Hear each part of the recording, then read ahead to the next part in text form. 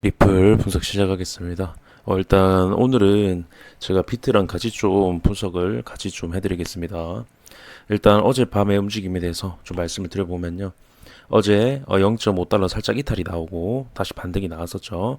반등이 나오고 다시 저항을 받고 있는 그런 모습인데요. 단기적으로 일단은 이전에 말씀드렸던 부분, 채널의 하단부에 대한 이탈에 대한 리테스트가 나온 이후에 그 채널 하단부 아래에서 나오는 반등이죠.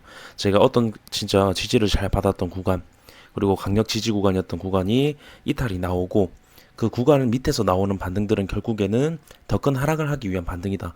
그러니까 이런 리테스트도 마찬가지고, 그리고 그 밑에서 나오는 반등도 마찬가지입니다. 결국에는 하락을 하기 위한 반등이다라고 제가 계속 말씀을 드리는데요.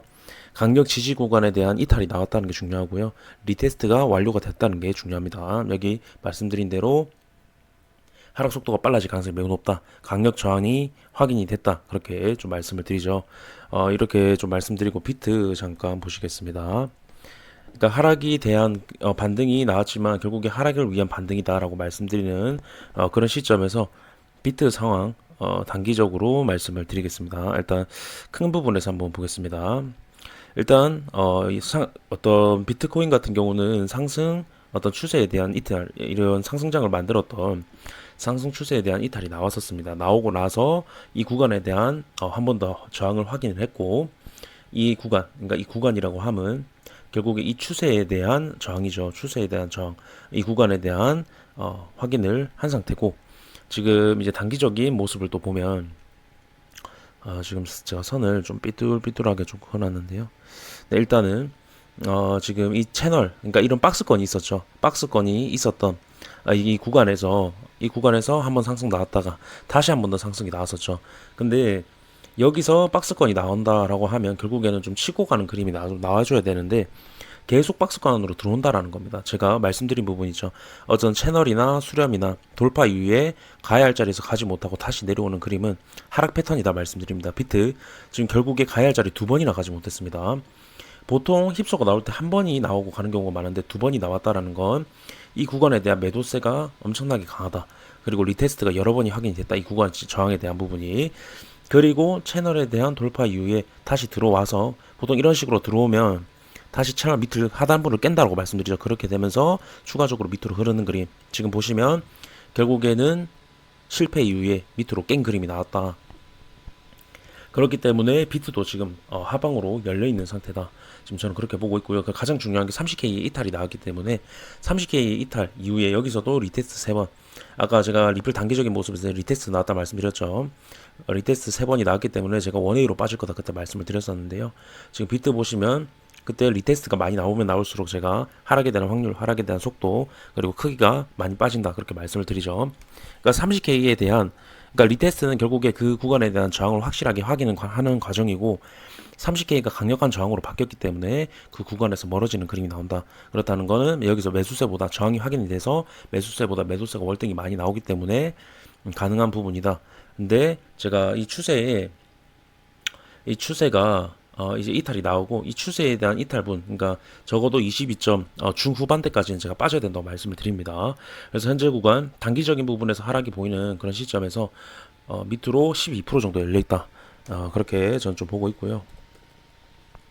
그래서 다시 단기적인 부분에서 다시 또 말씀드려보면 결국에 지금 채널에 대한 돌파 이후에 상승 실패 두 번을 하고 다시 채널 안으로 들어와서 다시 들어오면서 깼다가 다시 들어온 모습이지만 결국에 상단 부분까지도 못 미치고 빠지는 그림. 결국에 이 구간에 매도세가 강력한 게 확인이 되고 있다라는 겁니다. 계속 매도세가 증가하면서 하락시키는 그런 모습이다. 이렇게 좀 말씀을 드리면서 리플로 다시 가보면요.